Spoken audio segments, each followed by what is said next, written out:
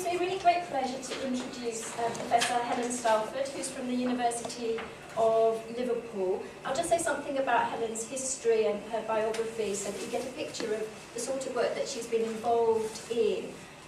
So she completed her PhD at the University of Leeds, and during that time she also began working on a European Commission project which was looking at children and migration, connecting to aspects of European law. I think it was really at that moment that you started to kind of form your identity as somebody that was interested in law, the legal aspects of childhood and youth from a European perspective. So since then, Helen has gone on to develop her interests in children, migration and European Union law through a series of research projects, and she's been involved also as an advisor to UNICEF and to the European Commission on children's rights.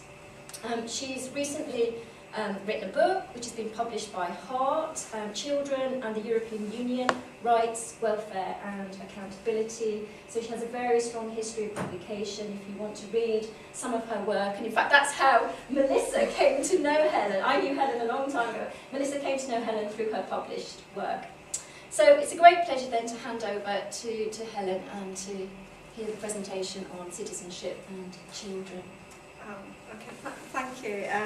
Thanks so much to Sue and Melissa for inviting me to present today, and it's just so nice to be in an audience where it's all about children and citizenship in the European Union context, and not in a children's rights audience where you're trying to talk about Europe, or in a European context where you're trying to talk about children, and the two don't generally go together, although they should. And it's a particularly personal honour for me to be here because it was Sue really who is responsible for sending me dancing along this path of EU children's rights, because back in, what she neglected to tell you is that back in the sort of early 90s, Sue was my lecturer in law at the University of Liverpool, and in 1996 I was kind of one of her more aimless and idealistic graduates, and she suggested that I apply for a research post, I don't know if you remember this, at the University of Leeds at the Centre for the Study of Law in Europe.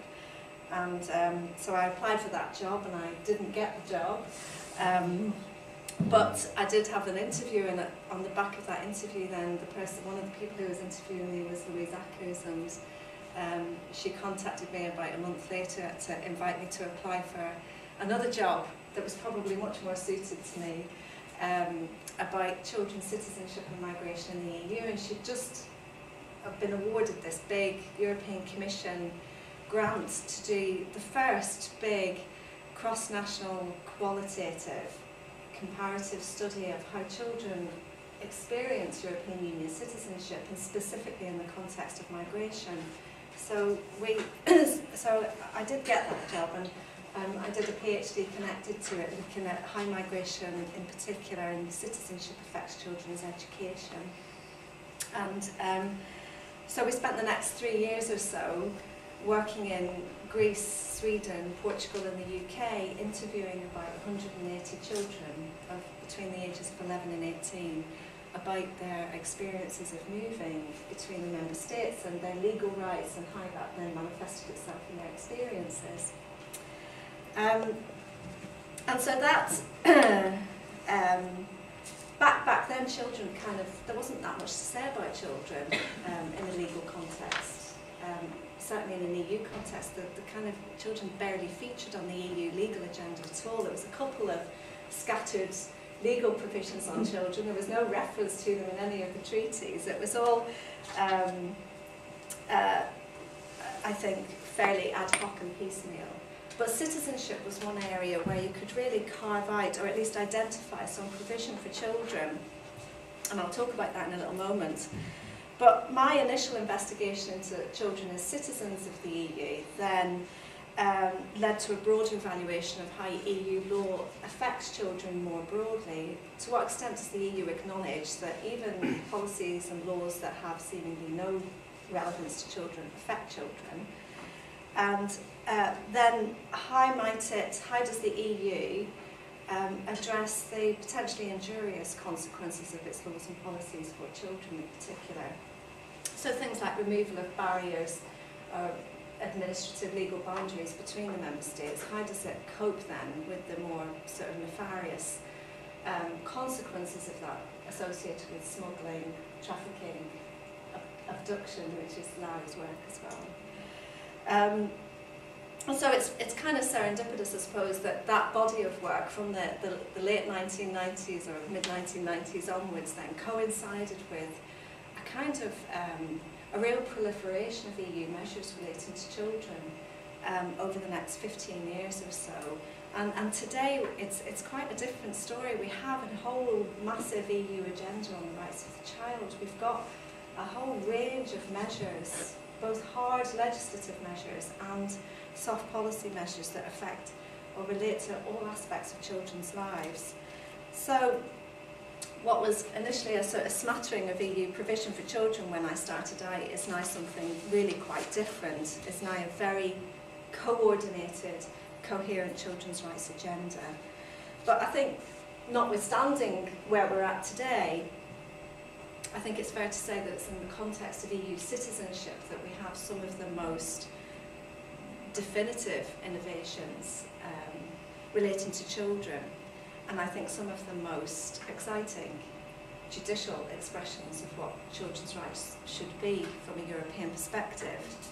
And so I think an analysis of the citizenship provisions, or what's happened in the citizenship arena, is a good litmus test of where Europe's at with its children's rights kind of agenda more broadly. So I thought today I'd take you through what I think are essentially three expressions or manifestations of EU children's citizenship. So these three manifestations, I think, are as EU citizenship as a status, EU citizenship as a tool, and EU citizenship as a value.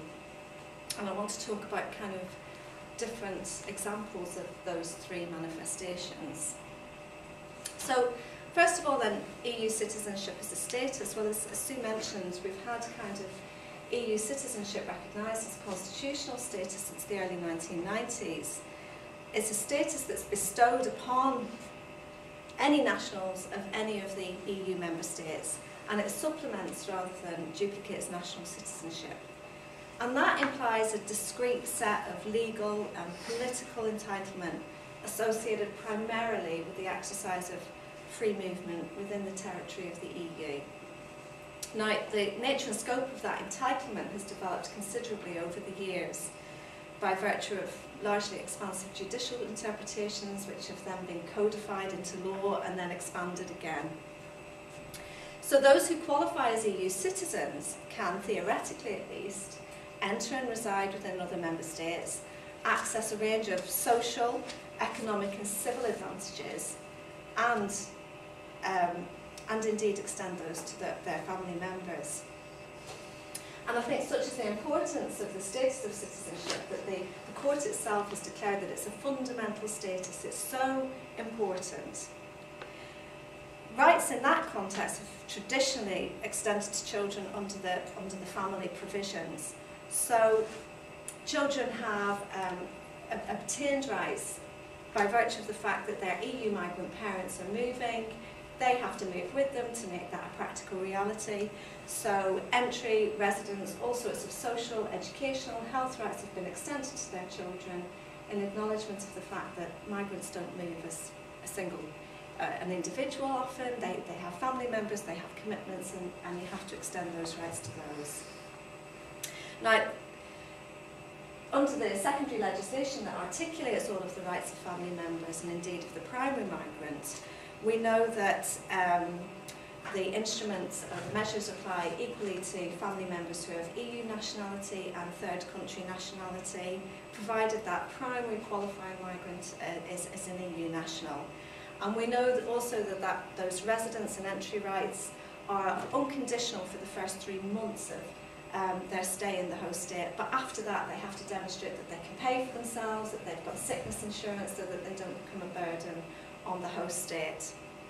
Now, in that sense, children's status has been kind of defined as, in that early literature, as highly parasitic, contingent on the choices and resources of their parents. It's in that sense, highly kind of incidental. Children don't, for the most part, migrate independently, and they only benefit from the rights associated with their parents' move. And so therefore, they have no kind of real independent entitlement. But we've seen more recent case law really progressively heightening the currency of children's citizenship status in their own right. And I think there are three kind of judicial milestones. I'm sorry if all of you are very familiar with some of this, but I thought I'd kind of talk through some of the key case law for those of us who aren't familiar with some of the law. So I'd say there are three kind of stages in the case law, maybe four if we count kind of the early stage. So from the 1960s onwards, we had migrants' rights to move between different member states, their rights extended to their family members under early kind of workers' legislation. And in that sense, children were dependents, they had a parasitic citizenship status. Then, from the late 1990s, we had a couple of really key cases, the Bounbass case and then subsequently the Chen case. Now, factually they're a bit different, but there are some quite sort of significant similarities. They basically concerned, both of them concerned British national children of migrant parents. Now, the question in both cases largely focused around the resident status of the children's third country national parents. In Bounbass, the children have a third country national mother and an EU national father. In Chen, the child had two Chinese parents. Now, in normal circumstances, the third country national parents would not have qualified for ongoing residence in the UK, and under national immigration law would have normally been compelled to return to their country of origin. But the Court of Justice recognised in these cases that by virtue of the children's status as British nationals and, by implication, EU citizens, the children could anchor their parents to the host state because they were their primary carers. Now, if the parents hadn't been allowed to stay, it wouldn't have been feasible for the children to stay in the UK either, because there would have been nobody to look after them.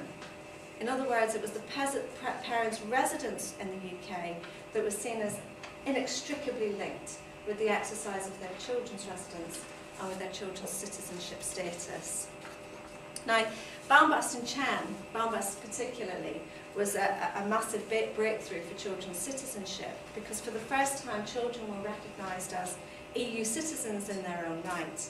It was the parents who were deriving their rights from the children, rather than the children who were parasitically deriving their rights from their parents, as had previously been the case. Now, it was initially thought that both Bounbass and Chen, those concessions would operate extremely narrowly, and always with a view to protecting the host state's resources. It's important to bear in mind that in Bounbass and Chen, the parents were financially self-sufficient. There was no chance really that they would be claiming anything from the host state in the way of welfare benefits. So the families had demonstrated that they had the financial means to support themselves for the duration of their residence in the host state. In particular in Chen, the parents were very wealthy business people who had invested considerably in the EU economy, not just in the UK, but by migrating to other states within the EU with their business activities. So we see here that children's citizenship status is upheld, but money, self-sufficiency, financial resources are still important. So citizenship is fine for children as long as the parents can foot the bill. Okay, but then we go, what about those children whose parents don't have enough money but who are British nationals, the children of migrant workers? Well, a wave of kind of subsequent cases really started to challenge this notion that financial self-sufficiency was the determining factor underpinning residence entitlement, particularly where children's education was a factor. Now, in Ibrahim and Texera, these cases, again, factually quite similar. They concerned EU migrants who moved with their wives to the UK and had children of EU nationality. In Ibrahim, it concerned an EU national father and a third country national mother. In Texera, it concerned 2 Portuguese nationals who moved to the UK. Now, in both cases, following that move to the UK, the marriage broke down, leaving the unemployed mother in the host state looking after the children and reliant on state benefits to support them. Now, the authorities initially refused the mother's claims of housing benefits in these cases, and sought also to withdraw the residence rights of the mothers because they were not self-sufficient financially. They didn't qualify under the free movement provisions anymore because the migrant dad had cleared off, and they were going to become a burden on the host state. In both cases, the court supported the mother's claims to remain in the UK on the grounds that it was necessary to give effect to their children's citizenship rights, and specifically because their children were enrolled in education full-time. Education was seen as a critical component of their citizenship rights, and so therefore, as their primary carers, they needed to remain with them to enable them to exercise those rights. The court also confirmed in these cases that it mattered not that the mothers were not financially self-sufficient. In other words, children's educational welfare in these cases trumped any operation of national immigration law. It was children's EU citizenship status that was the defining feature. So the Court of Justice established in Ibrahim and Texera and some other cases around that entitlement for families under the free movement provisions, in other words, entitlement for family under EU citizenship law, crystallises around the children's educational rights and welfare rather than around any evidence of economic self-sufficiency. Now that's a kind of another really important feather in children's kind of citizenship cap, if you like. But then what about those younger children who aren't enrolled in full-time education? What about third country national mums and migrant dads who have babies who can't support themselves anymore in the host state, who are, albeit babies, but albeit nationals of the member state? Does that mean that they would be shipped off home because they're not in education? Okay, well that was addressed in the very important seminal case of Zambrano in 2009. Zambrano really questioned the need to establish that the child is in education to support a primary carer's right to remain with them in the UK or under, in the host state. In Zambrano, the primary carer's right to remain with the child in the host state was achieved not on the basis of the child's education, because these concern very young children, but on the more abstract basis of the children's EU citizenship status, as enshrined in Article 20 of the treaty. It's really interesting to note that in this case there hadn't even been any free movement between any member states of the EU. What had happened was the case concerned 2 Colombian nationals who had entered Belgium in 1999 with their first child on a visitor's visa. And on arriving in Belgium, the father unsuccessfully applied for asylum. And in spite of being issued with an order to leave Belgium, he continued to reside illegally there with his family. And he made several unsuccessful attempts to regularise his status. Now, he had no work permit, he wasn't supposed to be there, but he did continue to work informally and eventually secured quite a decent job informally. Now, in the meantime then, Mrs. Zambrano gave birth to 2 more children in 2003 and 2005, and both of those children were registered as Belgian nationals under Belgian nationality law. And because they were Belgian nationals, they therefore acquired the status of EU citizenship. Now, Mr. Zambrano sought to rely on the children's status as Belgian nationals stroke EU citizens to ground his right of residency in Belgium, despite the fact that the family had never moved between any member states of the EU. They'd simply done a move from a third country national into the EU territory. So here we're talking about a family wanting to use EU citizenship to undermine the normal application of national immigration law. Free movement theoretically shouldn't have even come into this. Now, in a decidedly pragmatic and, I suppose, humane interpretation of EU citizenship, the court recognised that refusing a residence permit to the parents inevitably implied that those children, citizens of the Union, would have to leave the territory of the Union in order to accompany their parents. In the same vein, it also said that refusal of a work permit to Mr. Zambrano would risk him not having sufficient resources to support that family, and if he didn't have sufficient resources, they would have to leave. So it wasn't just about granting their residence, it was about extending work rights, all of the rights associated with EU nationals, to this third country national. So we see here that the court's judgment in Zambrano, it's another very important, quite dramatic boost to the currency of children's status as EU citizens. It detaches their rights not only from the economic kind of self-sufficiency imperative that has for so long characterised EU citizenship, but seemingly from any condition of free movement between the member states as well. And it reinforces this notion that a range of rights cascade down to the parents as primary carers, all in anticipation of facilitating the child's enjoyment of their citizenship status.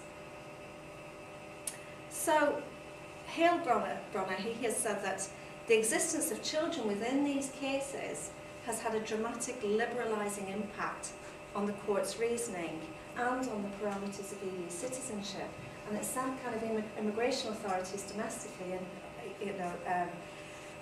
they've been up in arms about the Zambrano decision.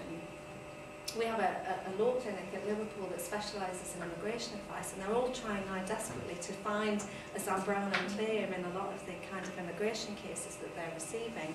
First question is, do you have any children? Are you going to have any children? But while that decision is a kind of a real triumph, I think, for children's rights under EU law, although I'll kind of have a kind of more critical look at that later, it should be viewed in the very specific context of the circumstances of that case. The father had been issued with a non-refoulement kind of clause stipulating that he couldn't be repatriated to Colombia. And so because he couldn't be repatriated to Colombia, the children wouldn't have been able to have gone anywhere with him. It was unclear as to where they would have actually gone had they been deported from Belgium. So the children would have effectively been stateless if they hadn't have been granted kind of nationality in Belgium and allowed to exercise that. So subsequent case law has actually retreated a little bit from Zambrano. There's been a couple of cases that have said, you know, it's still for the national authorities to determine whether it's realistic for that family to go elsewhere, and whether that child's EU citizenship rights can be exercised, notwithstanding the fact that they're deported. So it's still very much an individual assessment to be carried out by the national immigration authorities.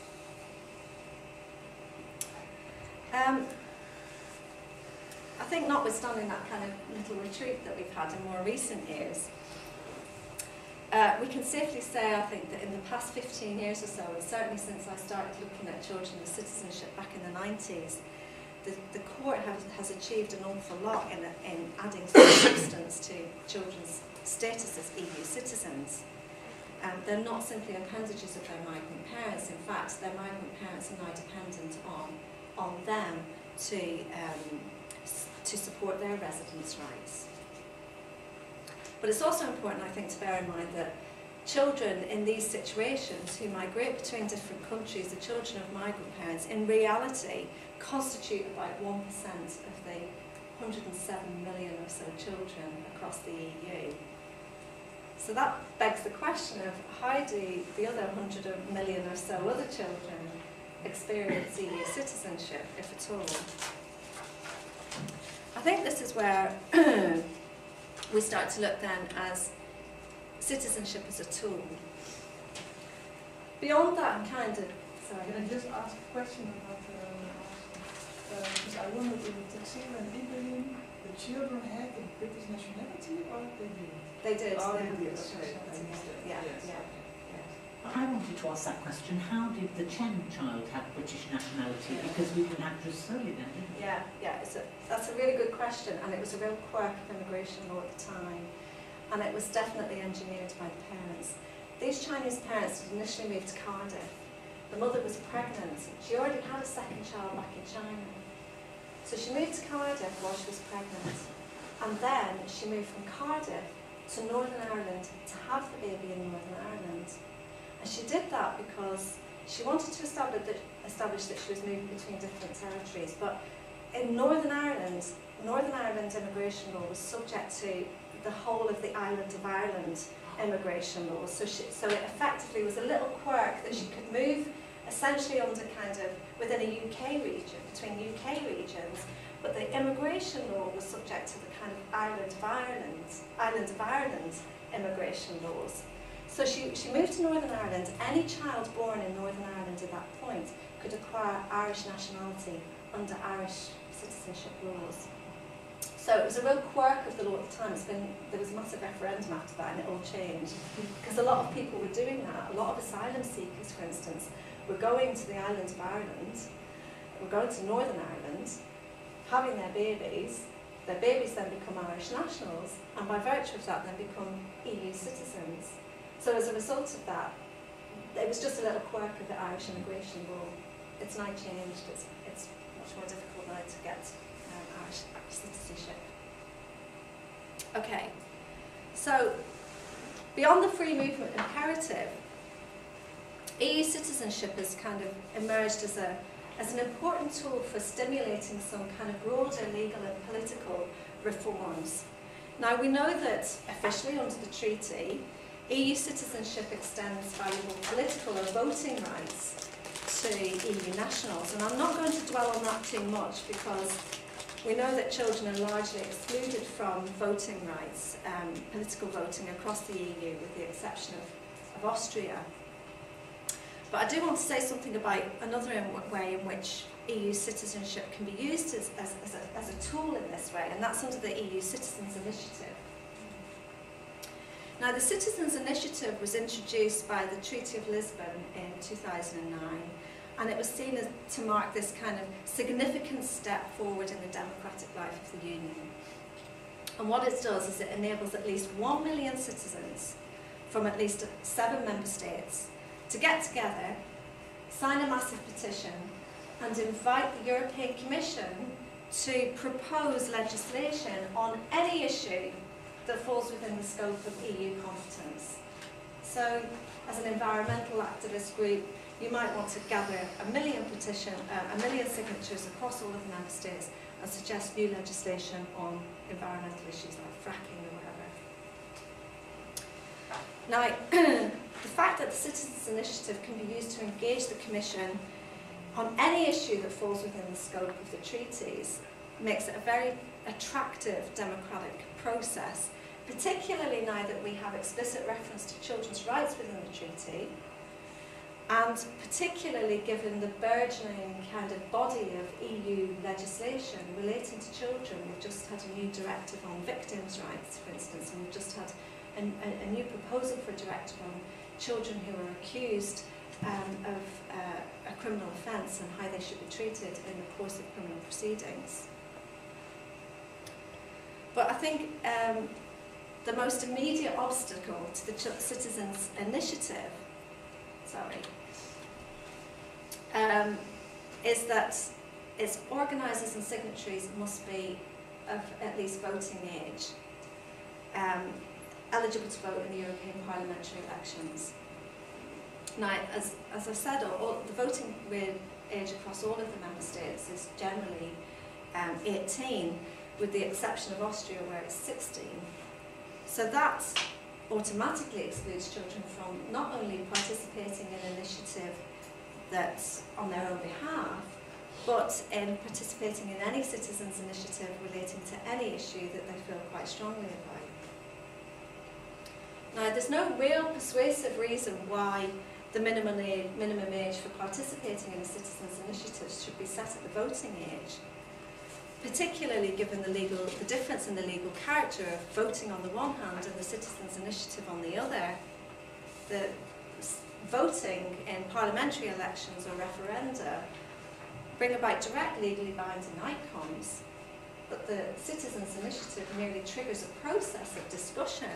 It merely triggers a legislative proposal, ultimately at very best, requiring kind of ongoing correspondence between the institutions of the EU. And it usually takes a number of years before there's any kind of final text agreed, if it is agreed. We know from experience so far that it's incredibly difficult to stimulate proper legal reform, legislative changes on the back of a citizens' initiative. So in that sense, the citizens' initiative is arguably no different from any other lobbying channel that we have. Children's submissions to a children's commissioner or an ombudsperson. It's no different to any of those mechanisms, and yet a children's commissioner or an ombudsperson, that role would be significantly weakened if there wasn't direct engagement with children and young people. A further objection to that kind of minimum age threshold with the citizens' initiative is that it directly contradicts the participatory rhetoric underpinning the mechanism underpinning what you were saying, Melissa. And indeed the participatory rhetoric underpinning citizenship generally, and our whole body of literature and research on children's rights. For instance, Jerison Lansdowne, she says, participation is a fundamental human right in itself. It's also a means through which to realise other rights. It recognises children as citizens, entitled and able to contribute towards decisions affecting them. That's a huge limitation, but the Citizens' Initiative still offers an effective means of promoting children's rights at EU level if a sufficient number of adults, children's rights advocates, are mobilised to lobby the EU on a particular issue. And so we have NGOs, pressure groups, quasi-governmental bodies, trade unions and other social enterprises who may well be sufficiently networked to raise the citizens' initiative. The Parliament itself has already recognised the potential of the citizens' initiative to be used to promote children's rights. For instance, it calls on the EU institutions to involve all interested civil society representatives in the civil dialogue. It's essential in this connection for the voices of young Europeans who will shape and take responsibility for the European Union of tomorrow to be heard. And it calls on the EU institutions to ensure that all EU citizens, including the young, are able to take part, an active part with equal rights in civil dialogue. I was having a look at the Citizens' Initiative website last night, and there are a few kind of citizens' initiatives relating to young people, primarily in the context of education. But I think there's an even more sort of fundamental limitation, I suppose, that could hamper the potential of the Citizens' Initiative to really affect any meaningful change for children. And that's the fact that it's confined to citizens of the Union. And I know that sounds kind of odd, but most of the binding EU legislation, aside from the citizenship law that I've talked about, occurs in the context of immigration, asylum, child protection, pornography, criminal justice proceedings. And a lot of those pieces of legislation are relevant to third country nationals rather than EU national children. And yet these are third country national children who are directly affected by the operation of EU law, where legislative responses are required. So any initiative seeking to mobilise the Commission to maybe reform some of those measures, to introduce new measures to address some of the most vulnerable children across the EU, really demand a very altruistic attempt on behalf of EU nationals to effect changes on behalf of non-EU nationals. So I think that brings us to our kind of third manifestation of EU citizenship, and that citizenship as a value. And I suppose this definitely intersects with some of the things that you were talking about, Melissa, and maybe some of the things that we talked about later. But the EU has vested considerable interest in inculcating in children and young people a sense of European identity and membership. They're really valuing their inclusion within the European Union, including a sense of kind of political consciousness and social responsibility. And that has all been with a view to securing, I suppose, their allegiance to the European project and sustaining a sufficient level of kind of political credibility, and also ensuring the EU's sustainability into the future as we kind of try and nurture our carers and workers and reproducers of the future. It achieves this primarily through its kind of active citizenship project, otherwise referred to as the EU Youth Strategy. The overarching aim of the EU strategy is to promote dialogue between youth and policymakers in order to increase active citizenship, foster social integration and ensure inclusion of the young people in EU policy development. So that immediately sits at odds with some of the exclusions associated with the Citizens' Initiative. Certainly that need to activate young people's citizenship and sense of civic responsibility has been a kind of leitmotif running through the EU's youth programme for nearly 15 years now. Back in 2001, the Commission, in its white paper on European youth, said that if young people have one clear message, it is that they want their voice to be heard and want to be regarded as fully fledged participants in the process. They want to play their part in building Europe. They want to influence the debate on the way it develops. It is now time to regard youth as a positive force in the construction of Europe rather than as a problem. In other words, we have to give young people the wherewithal to express their ideas and to test them against similar ideas from other players in civil society. So in that spirit, the EU has identified two key priorities in its EU Youth Strategy. First, to provide more and equal opportunities for young people in education and the job market. And second, to encourage young people to actively participate in society. And it proposes about 8 fields of action to achieve this, including education and training, employment, health and well-being, participation, voluntary activities, social inclusion, creativity and culture, and global awareness. And there's a whole load of funding and activities earmarked for things like cross-national exchanges and voluntary work in non-EU member states as well. Now you could argue that these initiatives are really laudable. They provide a really kind of unique platform for genuinely engaging young people in shaping the kind of political and cultural and economic priorities of the EU.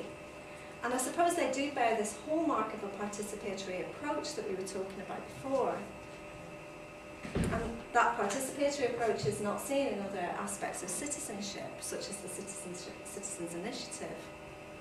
But I think just kind of linking in with some of the points that Melissa was making before, the youth in the youth strategy belies, I think, what is, for all intents and purposes, an incredibly adultist agenda. It focuses largely on those who are at the kind of juncture between education and employment or training. It's very much about raising the potential of those who have imminent economic potential and therefore seem worthy of investment. There's relatively little reference to younger children, how younger children might engage in active citizenship, virtually no acknowledgement of younger children's contribution to the European project, how that can be celebrated and nurtured. And it kind of, in a broader sociology of childhood context, it smacks of this notion of children as becoming kind of rhetoric that has been largely undermined by the sociology of childhood research from the 1970s and 1980s onwards, which has really sought to highlight and recognise children's contributions in society in the here and now. Okay, so some concluding thoughts. I think it's fair to say that EU citizenship has offered a really important hard legal and judicial platform for some really important developments, not just in relation to children and citizenship, but in relation to EU citizenship more generally. This has primarily been in the context of free movement, but I think we can draw from that some bigger lessons about how the EU views children's rights. We also know that EU citizenship could be used as a valuable sort of legal and political tool to stimulate reforms on behalf of children at a time when there is significant kind of political will to advance children's rights at this level. But it's very difficult at the moment to identify whether any meaningful progress has been made within this context.